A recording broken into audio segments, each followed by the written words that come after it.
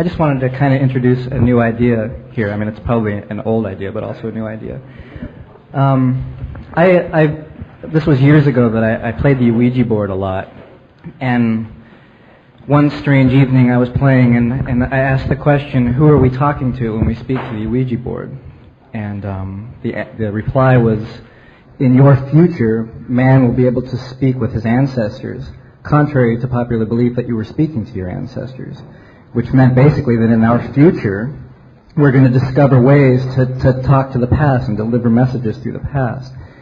And in connection with the UFO experience, I was wondering if quite possibly that the extraterrestrial was actually us in the future, coming back, discovered the technology of traveling through time, and I was just wondering if you had anything to say about that. Now watch how this question is perverted into an episode of speechifying on my part. I'm glad you asked that question. Well, I've thought a lot about this. I suppose in order to get into it, what I should do is just take a moment or two to actually describe for you my idea or my account of what it is that lies at the very center, or at least as far into the center as I've been able to push of these experiences. To my mind, I mentioned here this morning that DMT seems to me the most powerful of these things. What powerful means in that context is that more of the motifs are present at greater energy than they are in some of these other compounds. And, at the risk of repeating myself, what happens to most people, I think, if they are able to remember it, what an actual DMT flash is like is, this stuff, it's vaporized in a glass pipe, it's smoked, it comes on in about half a minute or less, and is immensely stronger than any amount of psilocybin or LSD could conceivably be, I think.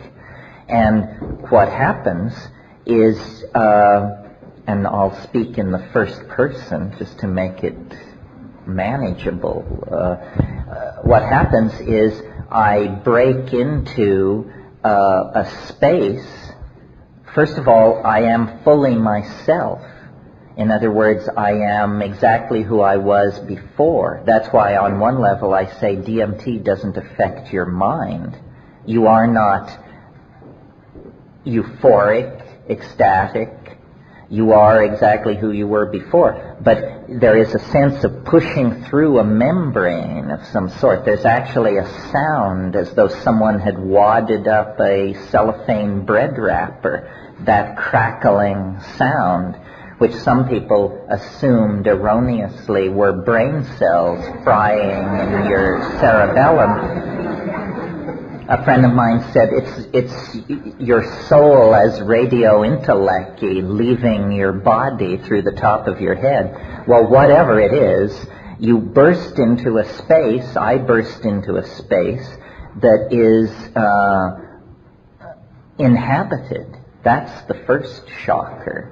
There is no ambiguity about it, because there's an ear-splitting cheer as you break into this space. It's an elf nest of some sort. And there are hundreds of these self-dribbling, jeweled basketballs, sort of. That's a heavy download into English of what they are.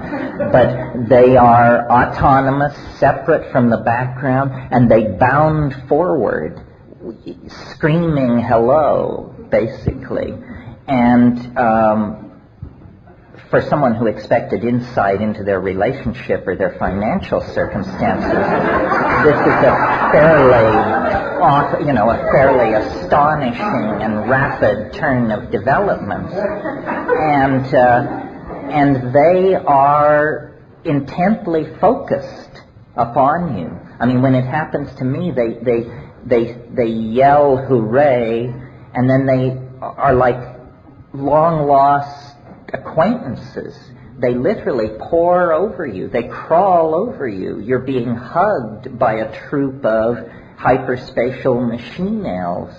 And they say, you stay away so long, you send so many, but you come so rarely, and we're so happy to see you. And there is a sense of being somehow, without being able to cognize the logic of it, you're underground. You can tell that you're far underground. And these things, the main thing going on in this place is that these things are creatures of language. They are elves of syntactical intent. They appear to be made of language, not matter. And they are in a process of continuous semantic transformation. Meaning is crawling across their surfaces in a state of continual metamorphosis. And they are emitting sounds roughly analogous to some kind of music or language, except that this is like no music or language you've ever heard, because what it is it is something capable of being visibly apprehended. It's sound which you can see. It's linguistic structure whose syntax is visible in three-dimensional space. And they use their voices to make objects which are, in some sense, the central focus of the experience, because out of the air, out of their bodies, out of your body, they condense, create, and pluck these objects which they offer for your inspection. And as you lean forward to look at one of these things, midst this clamor of elf hysteria, you, as I said, are fully yourself. Your judgment is not impaired. And in fact, they are saying to you, fight excitement. Do not abandon yourself to amazement. In other words, they're telling you, stay down. Don't just go off on some arm-waving rave about how this is impossible and outlandish and outrageous. Try to stay focused on what we're doing. And what they show you are objects that are intrinsically and inherently impossible. So that these things made of tooled gold, ivory, cut stone, flesh, music, hope, odor, I mean, it's hard to talk about, but when you direct your attention towards these things, you can tell by looking at it that if you could get it into three-dimensional space, if I could suddenly whip one out of my briefcase and display it to you, our world, our intellectual constructs would collapse upon themselves, because this is impossible, impossibly beautiful, impossibly constructed, defying of the laws of physics and of chemistry. So is there do you think there's a multi-dimensional life force that is the same through the entire dimension, and then that's a higher dimension, actually, maybe from the future, maybe, I mean, as far as three-dimensional time is concerned, there is no such thing. Well, besides what we've created, so are they actually trying to tell you that, okay, everything you see is impossible is not really impossible, introducing to you that nothing is impossible, and that is our future way of thinking, is that nothing is impossible any longer, otherwise we're doomed? Well, I have a sort of I almost said rational, but let's say at least orderly kind of mind. So I tried to understand, what could this be? So you make a list of hypotheses and then think about each hypothesis and test it against the evidence. Okay, hypothesis 1, DMT is not a drug. It is an extraterrestrial communication device. These are creatures somewhere in the universe who are so different from us that they come to us not in starships the size of Manhattan, but in drug molecules that are dinky. So we are in contact here with some kind of extraterrestrial technology, and these are true aliens of some sort. And God knows the weirdness of the situation supports the hypothesis. Okay, second hypothesis. There is a parallel universe, unsuspected by most human beings. It's right here all the time. It's inhabited. These things have their own hopes, fears, problems, so forth. And somehow this drug just erases this boundary, and then you find yourself in the elf nest. Okay. Next hypothesis. These things, because they have great affection for me, because they seem intent on the task of communicating, perhaps they are human beings from the distant future. Perhaps this is what we are fated to become. You know, there's always, since we were kids, the cliche, beings of pure energy. Well, it's always been a little hard to wrap your mind around what that would look like, but lo and behold, here appear to be creatures of pure energy. But there are a lot of problems with hypothesizing a future human technological breakthrough which would allow them to actually manipulate the past. Logical paradoxes and that sort of thing. Well, so then here's another possibility. They are human beings, but they are not in the future in the ordinary sense or in the past. They are in the prenatal and post-life phase. In other words, these are either the unborn waiting in some limbo-like dimension to descend into matter, or they are in fact people who have had a sojourn in the domain of organic existence and now have moved on. Let me not kid you, we're talking about dead people here in that case. Well, if you go to the shamans who access these places through ayahuasca or the Varrola snuffs or something like that, they will say, well, these are ancestors. Didn't you read Merciliade? Don't you know that shamanism works through ancestor magic? Well, ancestor is a tremendously sanitized term for dead people.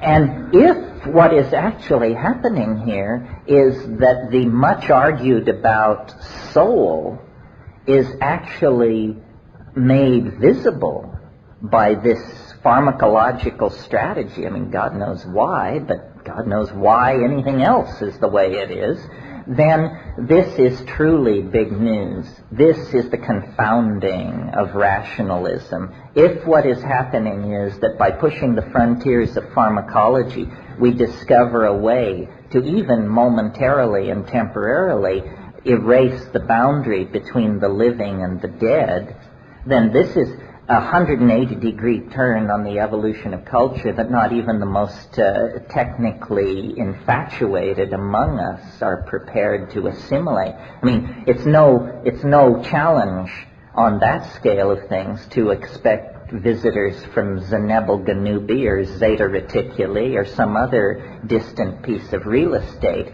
but to expect visitors from, beyond the grave, that's a little confounding. And over time, I've sort of come to incline to the idea that this is what is in fact going on. And the reason it's so hard to bring anything out of the DMT flash is because at the center of the flash, you find out something so unexpected, so appalling, and so existentially convincing in the moment of confronting it that you simply immediately block it out and obliterate it. And these things are very focused on getting you to do what they're doing. I mean, they say, you can do what we are doing. Do it. Do it. And what they want you to do is use your voice to make objects appear in visual space, as though language, admittedly the phenomenon with which we are involved in a way that no other animal species on this planet is, but that language, as practiced by human beings, is an incomplete enchantment, and that pushed to its limits, language becomes not something heard with the ears, but something seen with the eyes.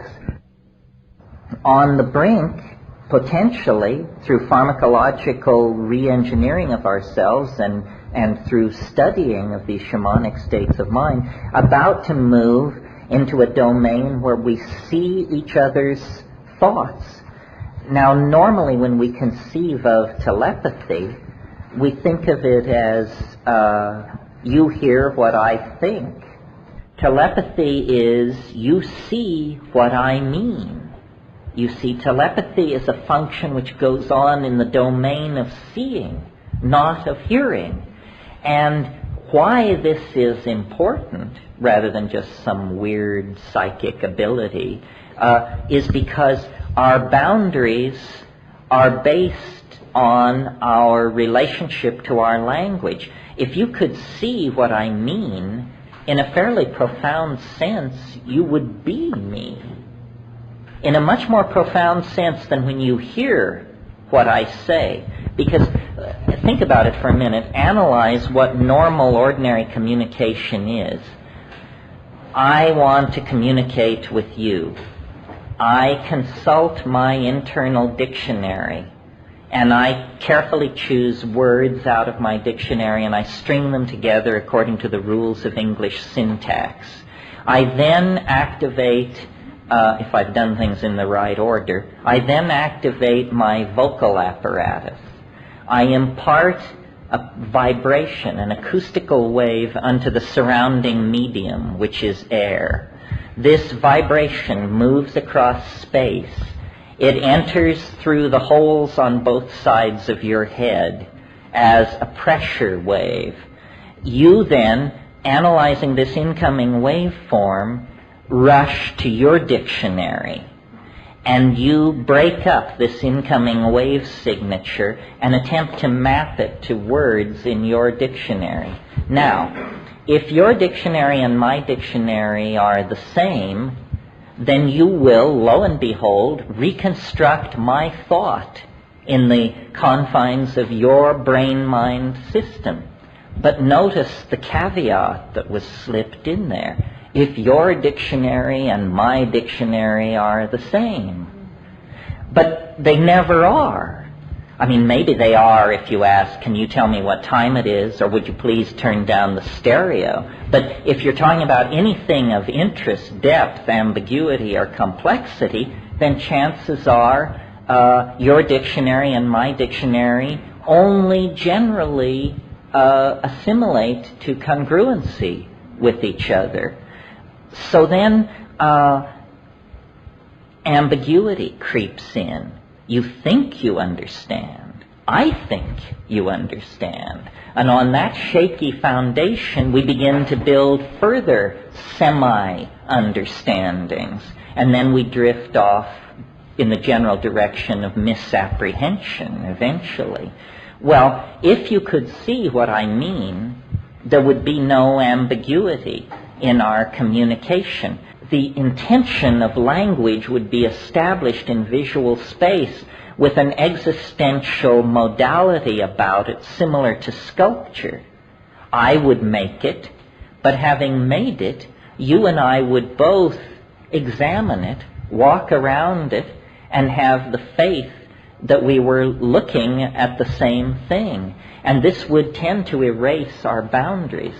So it's very clear that communication of the ordinary sort, small mouth noises transduced across acoustical space, and symbolic notations thereof, have created the global civilization that we're living inside of. But how much more collectivist, how much more community we would have if we could see what each other mean.